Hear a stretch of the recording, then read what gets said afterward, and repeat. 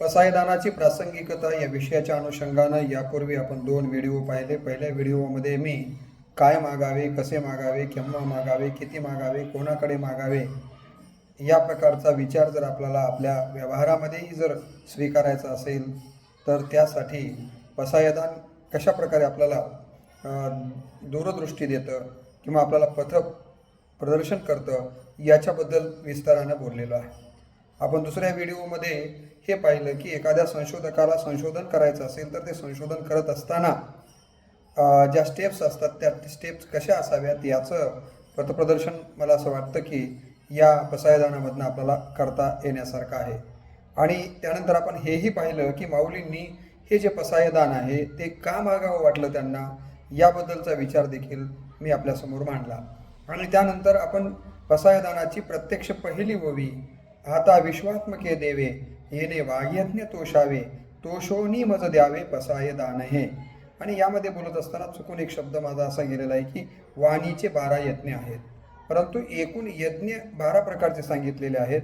त्यामध्ये वाग्यज्ञ हा वाणीचा यज्ञ आहे असं मला या ठिकाणी म्हणायचं आहे. आणि ही ओवीचा सविस्तर विस्तार केल्याच्या नंतर या व्हिडिओमध्ये आपण दुसऱ्या ओवीच्या संबंधानं चिंतन करणार आहोत. ती दुसरी ओवी आहे, जे खळांची व्यंकटी सांडो तया सत्कर्मी रती वाढो, भूता परस्परे जडो मैत्र जीवांचे. याबद्दलचा विचार आपल्याला या व्हिडिओच्या माध्यमातून पाहावयाचा आहे. आता या दुसऱ्या ओवीमध्ये काय मागणी मागतात माऊली, तर माऊली मागणी मागतात. खरे तर ही पहिली प्रत्यक्ष मागणी करणारी पसायदानातली पहिलीच ओवी आहे. आणि इथं जे म्हणजे कोण, जे खळ आहे, खळांच्यासाठीचा विषय या ठिकाणी त्यांनी, जे खळांची व्यंकटी सांडो तया सत्कर्मी रती वाढो, भूता परस्परे जडो मैत्र जीवांचे. माऊली या दुसऱ्या ओवीमध्ये सांगतात की हे विश्वात्मक देवा, या जगामध्ये जे खळ आहेत त्या खळांच्या ठिकाणी असणारी जी व्यंकटी आहे, दुष्टपणा आहे, व्यंकटी म्हणजे दुष्टपणा आहे, ती हा दुष्टपणा सांडो म्हणजे निघून जावा आणि त्याच्या ठिकाणी चांगल्या कामाबद्दलची रती म्हणजे प्रेम उत्पन्न व्हावं. आणि या जगतामध्ये असणारे जेवढे भूतमात्र आहेत, सजीव आहेत, या सगळ्या भूतमात्रांच्यामध्ये परस्पर जीवाभावाची मैत्री निर्माण व्हावी, अशा प्रकारचा सरळ अर्थ आपल्याला या ठिकाणी या दुसऱ्या ओवीचा घेता येतो. परंतु इथं एक प्रश्न उपस्थित होतो की माऊलींना या ठिकाणी पहिल्यांदा खळच का आठवावेत, बरोबर आहे की नाही. बऱ्याच वेळेला काही लोकांच्या मनामध्ये हा प्रश्न उत्पन्न होतो की माऊली तर संत आहेत आणि मग संतांना पहिल्यांदा सज्जनांची आठवण व्हायला पाहिजे होती. संत म्हणून माऊलींना पहिल्यांदा कोण आठवलं पाहिजे होते, सज्जन आठवायला हवे होते, पण माऊलींना पहिल्यांदा खळच का आठवले असा प्रश्न अनेकांनी विचारलेला त्यांच्या मनातही उद्भवू शकतो, आपल्याही मनामध्ये उद्भवू शकतो. तर त्याचं उत्तर असं आहे की एक गोष्ट लक्षात घ्या की माऊलीचं अंतकरण हे आईच्या अंतकरणापेक्षा देखील जगाच्या कल्याणासाठीचं आणखीनही संवेदनशील अंतकरण आहे. ज्याप्रमाणे आपण बघितलं असेल की एका आईला 4 मुलं असतील आणि त्या 4 मुलांच्या पैकी जर आईचं सगळ्यात जास्त प्रेम कुठल्या मुलावर आहे असं मला विचारलं तर मी असं म्हणेन की ज्या मुलाची उनी बाजू आहे, मग ती शारीरिक दृष्टीनं अपंग असेल, मग तो आर्थिक दृष्टीनं मागासलेला असेल किंवा अन्य कुठल्याही गोष्टीनं जो या 4 मुलांच्या पैकी जो सगळ्यात मागे आहे, बरोबर आहे की नाही, कुठल्या का दृष्टीनं असे ना, ती उनी बाजू असणाऱ्या मुलाची काळजी आई जास्त करत असते. माऊली तर आईच्या पेक्षाही जास्त कणवाळू असणारे आहेत आणि म्हणून त्यांना सगळ्यात जास्त चिंता खळ लोकांची वाटली. कारण हे खळ लोक असे आहेत की त्यांना त्यांचं कल्याण तर कळतच नाही, परंतु ते जगातल्या सज्जनांना देखील मला असं वाटतं की त्रास देण्याचं काम करतात. आणि म्हणून पहिल्यांदा या खळांच्या मध्ये जे दुष्टत्व आहेत ते घालून अत्यंत महत्त्वाचं आहे. आणि म्हणून माऊलींना पहिल्यांदा आईच्या अंतकरण असल्यामुळं खळ या उन्या लेकराची किंवा या माणसांच्या बद्दलची खळखळ मनामध्ये अंतकरणात आली आणि म्हणून त्यांनी या ठिकाणी खळाचं आठवण केलेली आपल्याला दिसून येते. कारण त्यांनी स्वतः आयुष्याची जी 22 वर्ष त्यांना मिळाली तर त्या काळामध्ये खळ लोकांचा त्यांनी जवळून अनुभवही स्वतः घेतलेला होता. कारण त्यांना इथं खळ हा शब्द का वापरला, तर खळ त्याला म्हटलं गेलेलं आहे की मानवी समाजात माणसाच्या सुख समाधानात दुःखाची बीजे पेरणारा कोण आहे. मी मागच्या एका व्हिडिओमध्ये असं म्हटलं की आपला सर्वात मोठा शत्रू कोण आणि आपला सगळ्यात मोठा अमित्र कोण, तर आपला सर्वात मोठा शत्रू आपणच आहोत आणि आपला सर्वात मोठा मित्रही आपणच आहोत.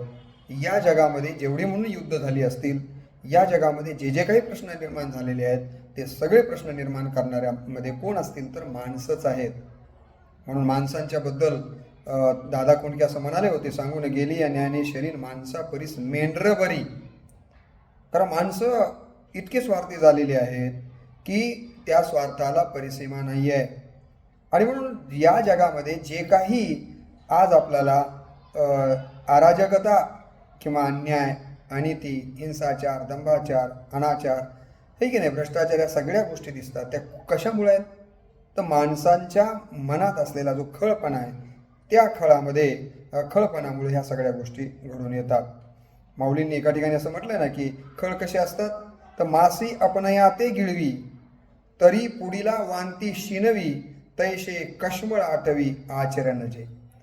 आता मला सांगा की माशी एखाद्याच्या पोटात गेली तर त्या पोटात जाऊन माशीला काय फायदा आहे का?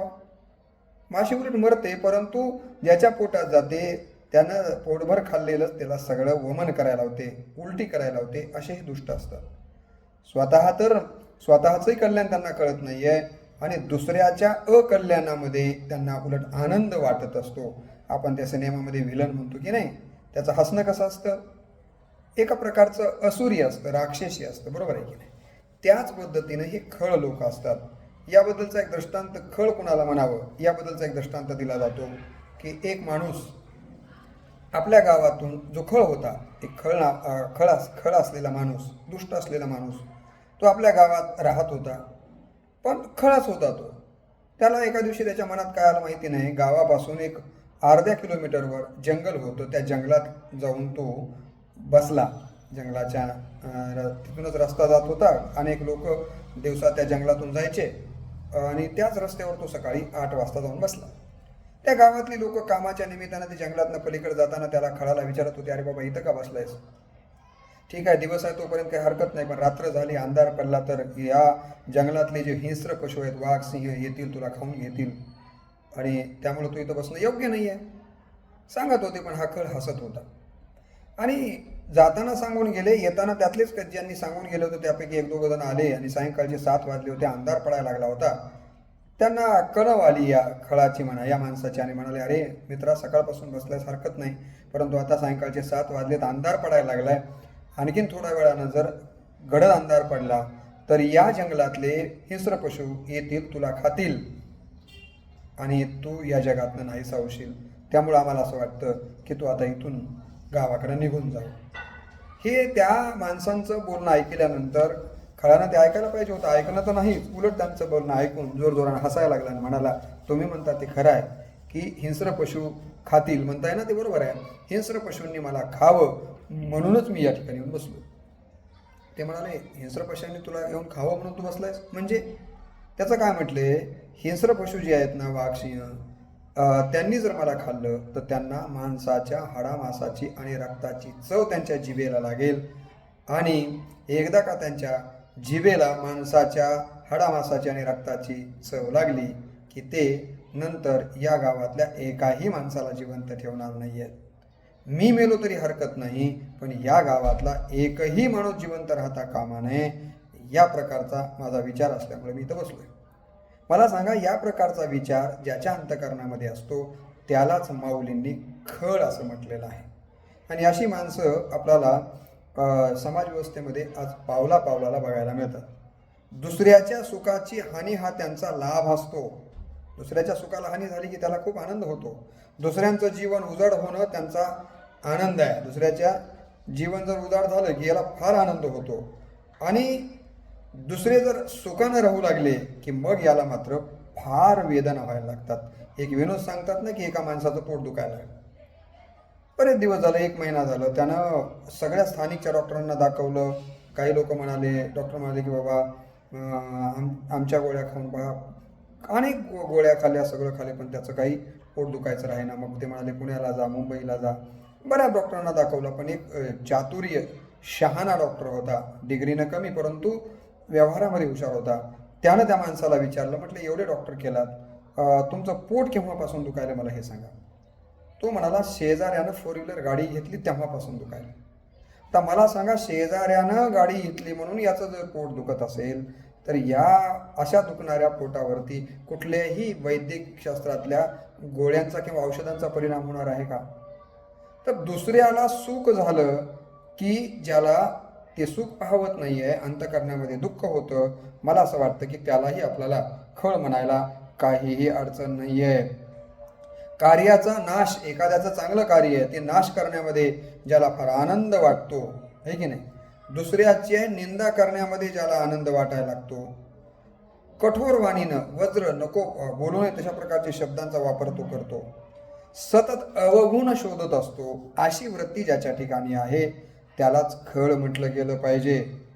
बघा ना, गारा, आता ज्या अवकाळी पाऊस पडतो, गारा, त्या गारा पडतात, त्या गारा पडल्यामुळं काय होतं, एकतर त्या गारा विरून जातात, त्यांचंही अस्तित्व नाहीसं होतं, परंतु ज्या शेतावर त्या पडतात त्या शेतातलं पिकाचंही नासाडी करतात. खळाचंही असंच असतं. गारेसारखंच आहे की इतरांना त्रास द्यायचा आणि त्या त्रासामध्ये स्वतःही संपून जायचं, पण इतरांना त्रास दिल्याचा त्याला आनंद मात्र निश्चितपणे होत असतो. आणि मग अशी जी खळवृत्तीची माणसं समाजामध्ये असतात, ते छल करतात, कपट करतात, हिंसा करायला लागतात, अनिती करतात, असत्यानं वागायला लागतात, आणि यामुळे स्वार्थ वाढतो आणि समाजाचं स्वास्थ्य बिघडतं.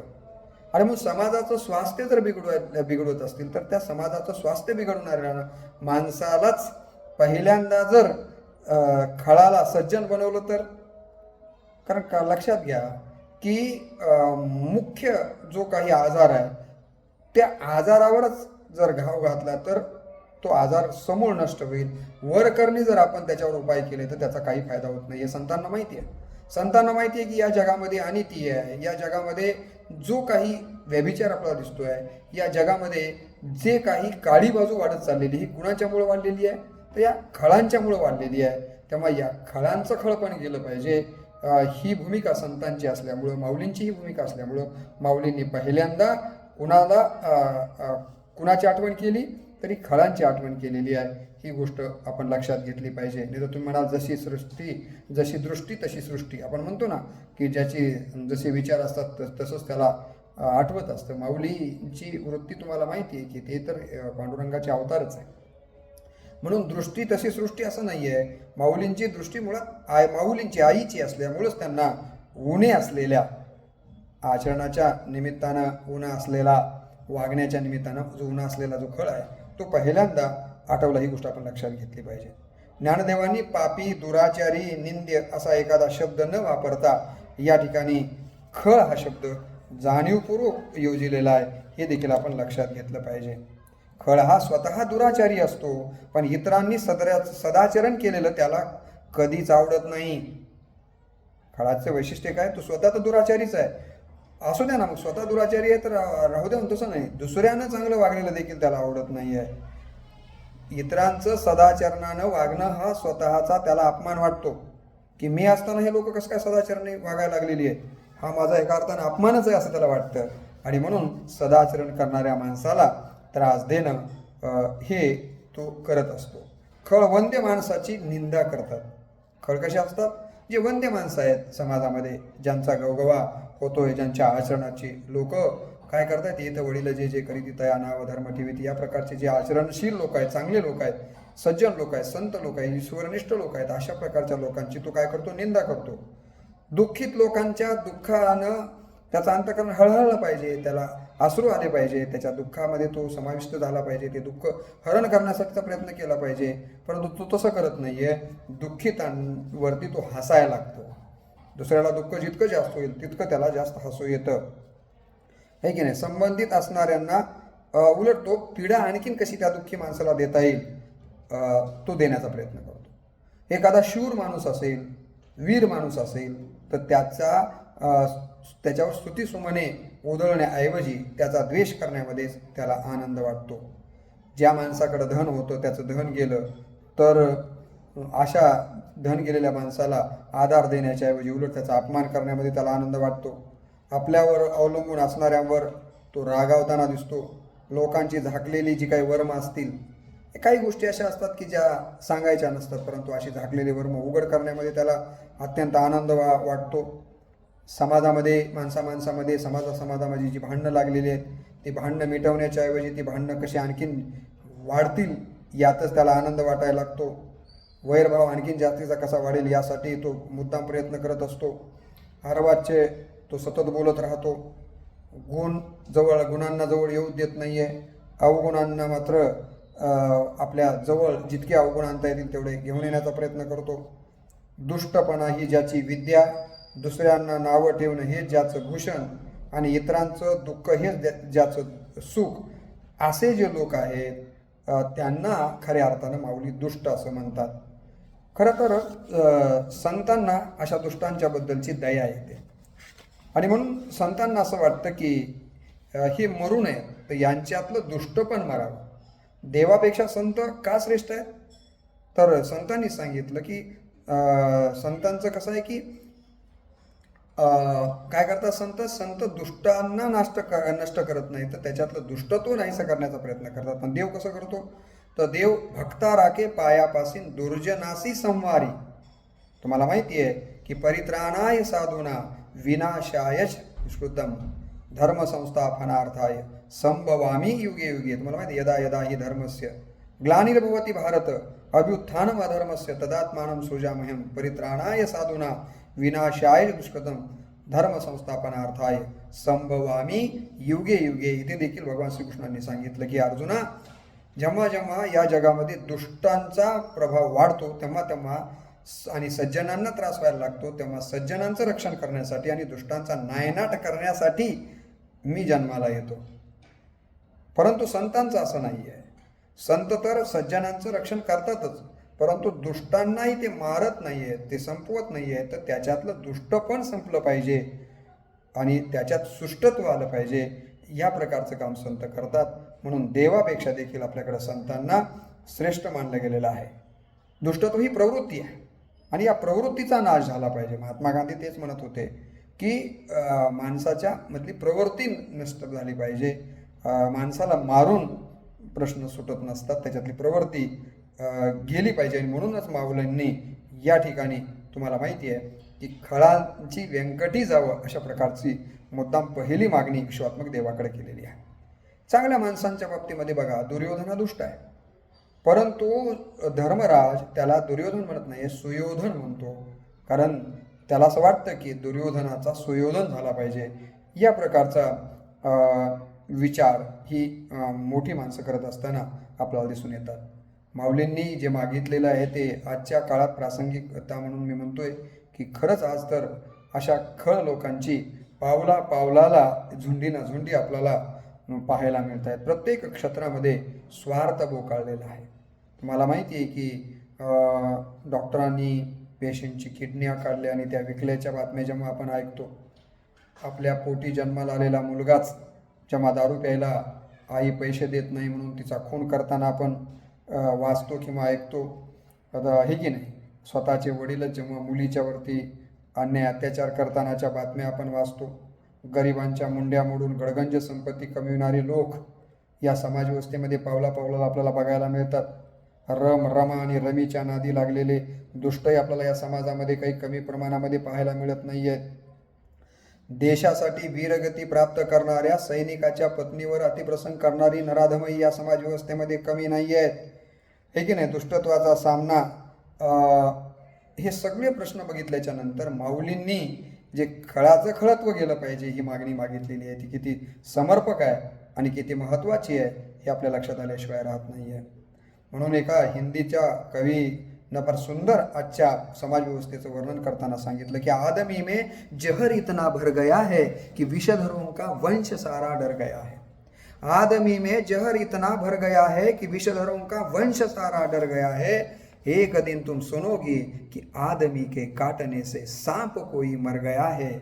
आदमी में जहर इतना भर गया है. तो काय म्हणतो कवी की माणसं इतकी विषारी बनलेली आहेत की साप चावल्याच्या नंतर माणूस मरणं हे स्वाभाविक आहे, परंतु आता माणसं एवढी विषारी झालेली आहेत की माणूस चावला आणि साप मेला, इतकी माणसाच्याकडे विषारीपणा आलेला आहे. दुष्टपणामुळे खळपणाची प्रवृत्ती मोठ्या प्रमाणावर वाढलेली आहे.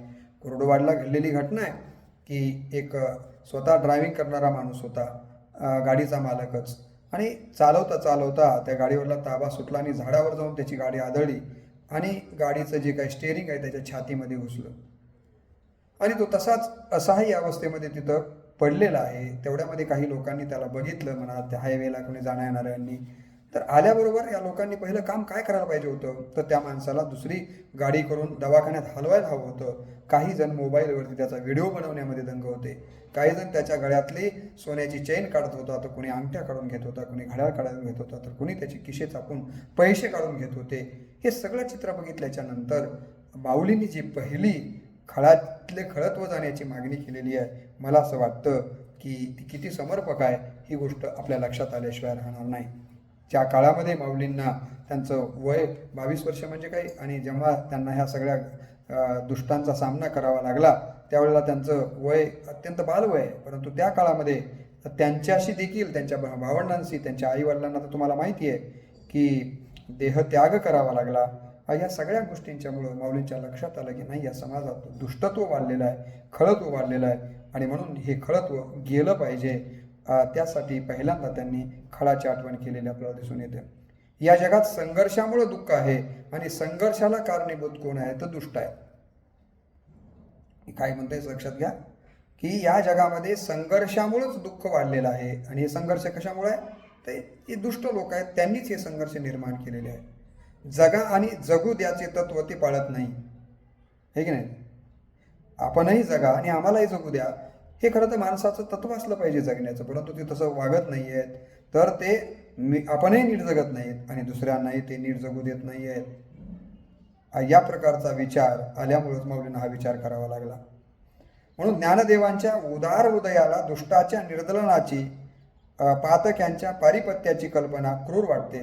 त्यांचं समूळ पारिपत्य करण्याऐवजी ज्यामुळं ते खळ दुर्जन होता, ती त्यांच्यातील वृत्तीची वक्रता, पाशविकता, दुष्टता, व्यंकटी तेवढी जावी अशी भावोदात्त आकांक्षा माऊलींनी या ठिकाणी जे खळांची व्यंकटी सांडो यातनं केलेला आहे. हे विश्वात्मक देवा, जे दुष्ट आहेत ज्यांच्यामुळं या जगामध्ये दुःख या समाजाला भोगावं लागत आहे, ह्या दुःखाला मूळ कारणीभूत हे खळ आहेत, तर त्यांच्यातलं खळत्व, जी व्यंकटी आहे, दुष्टत्व नाहीसं व्हावं, ही एक माझी आपल्याला विनंतीची मागणी आहे. असं ते म्हणतात, जे खळांची व्यंकटी सांडो तया सत्कर्मी रती वाढो. आणि पुढे ते सांगतात की त्यांच्या मनामध्ये चांगल्या कामाबद्दलचं रती म्हणजे प्रेम निर्माण व्हावं. सत्कर्म, शास्त्राने विहित आणि निषिद्ध अशा प्रकारचे कर्माचे 2 भाग पाडलेले आहेत. विहित कर्माचे पुन्हा 4 प्रकार सांगितलेले आहेत, नित्य कर्म, नैमित्तिक कर्म, हे की नाही. त्याचबरोबर काम्य कर्म आणि प्रायश्चित्त कर्म, या प्रकारचे आणखीन 4 शास्त्रांनी कर्माचे प्रकार सांगितलेले आपल्याला दिसून येते. आपले स्वतःचे प्राप्त कर्तव्य हे निष्ठेनं करणं हेच पहिलं महत्त्वाचं सत्कर्म आहे. तया सर्वात्मका ईश्वरा स्वकर्म कुसुमांची ये वीरा, पूजा केली होया बारा तोषालोगी. या ओवीवरती मी फार विस्तारानं प्रवचन केलेलं आहे. यामध्ये या ओवीमध्ये देखील माऊलींनी तेच सांगितलं की स्वतःचं कर्म प्रामाणिकपणे करणं, मला असं वाटतं की हेच खऱ्या अर्थानं ईश्वराची पूजा आहे, ईश्वराची भक्ती करणं आहे. म्हणून या ठिकाणी माऊली या ठिकाणी सांगतात की आपल्याला जे काही कर्तव्य दिलं गेलेलं आहे ते कर्तव्य आपण प्रामाणिकपणे पार पाडलं पाहिजे. जे जे काही आपले व्यवसाय असतील ते सद्भावनेने आणि साधुभावनेनं करणं, याला सत्कर्म म्हटलं गेलं पाहिजे, हे की नाही. जर सामाजिक दृष्टिकोनातून म्हटलं तर परोपकार करणं, बरोबर आहे की नाही. तुका म्हणे फारन थोडा तरी परोपकार. संतांनी सांगितलं ना की बाबा, माणसाच्या जन्माला आलात तर थोडाफार तरी परोपकार करायला शिका ना. पैसा जरी तुम्ही कमवला असला तर तो चांगल्या मार्गाने कमवा. जोडून या धन उत्तम व्यवहारे आणि उदास विचारे वेंच करी, म्हणजे परोपकार करायला शिकलं पाहिजे. तर या प्रकारचा सामाजिक सद्भाव, सामाजिक दृष्टीनं परोपकार करणं हे देखील सत्कर्म आपण मानलं गेलं पाहिजे. आणि त्यांनी काय सांगितलं की सत्कर्मी रती वाढो, दुष्टत्व काढून टाकायचं. जसं की शरीरामध्ये समजा एखादा आपल्याला समजा गोळा झाला आहे पोटामध्ये एखाद्याच्या, तर डॉक्टर काय करतात, ऑपरेशन करतात, तेवढा जो काही नको तो भाग आहे तो काढून टाकतात आणि पुन्हा जशास तसं ते शरीर करून ठेवतात. तसं काय करा म्हणतात माऊली, की या दुष्टांच्या मनामध्ये दुष्टत्व नावाचा जो काही आजार जडलेला आहे, तो दुष्टत्व नावाचा जो खळपणा आहे तो काढून टाका आणि त्याच्या मनामध्ये सुष्टत्व आपल्याला कसं निर्माण करता येईल, चांगल्या कामाबद्दलचं प्रेम कसं आपल्याला निर्माण करता येईल, हे करण्याचं काम केलं पाहिजे. म्हणून तुकाराम महाराज म्हणाले की तुका म्हणे सत्य कर्मा व्हावे सायन घातलिया भय नरका जाणे. चांगल्या कामाला आपण सहकार्य करणं याला सत्कर्म असं म्हणता येतं. म्हणून हे विश्वात्मक देवा, जे खळ आहेत त्यांच्यातली व्यंकटी म्हणजे दुष्टपणा नाहीसा होऊ दे आणि त्यांच्या ठिकाणी चांगल्या कामाबद्दलचं प्रेम निर्माण होऊ दे, ही एक मागणी या ठिकाणी केलेली आहे. आणि पुढे माऊली म्हणतात की भूता परस्परे जडो मैत्र जीवांचे. आणि या जगामध्ये जे काही सजीव भूतमात्र आहेत, मुंगीपासून ब्रह्मदेवापर्यंत जे कोणी असतील, त्यांच्यामध्ये परस्परांच्यामध्ये मैत्री भाव, जीवाभावाची मैत्री निर्माण व्हावी, अशा प्रकारचा एक विचार पुढच्या मांडणीमध्ये त्यांनी केलेला आपल्याला दिसून येतो. भूता परस्परे जडो मैत्र जीवांचे. मैत्र जीवांचे या पसायदानातील ओवीवरती मी विस्तारानं 3-4 भागामध्ये बोललेलो आहे आणि माझ्या यूट्यूब रामकृष्ण बदने ह्या इंग्रजी चॅनलवरती हे व्हिडिओ मी अपलोडही केलेले आहेत. पसायदानातील मैत्रीभाव, मैत्र जीवांचे अशा शीर्षकाखाली. तर मला असं वाटतं की या ओवीचा अर्थ आपण चॅनलला सबस्क्राईब करून ते व्हिडिओ पाहून त्याच्यातनं तो अर्थ समजून घ्यावा. आज आपण या ओवीपुरतं याच ठिकाणी थांबूया. पुढील ओवीसाठी आपण पुढच्या व्हिडिओमध्ये मला असं वाटतं की विस्तारानं पाहणार आहोत. तोपर्यंत रामकृष्ण हरी.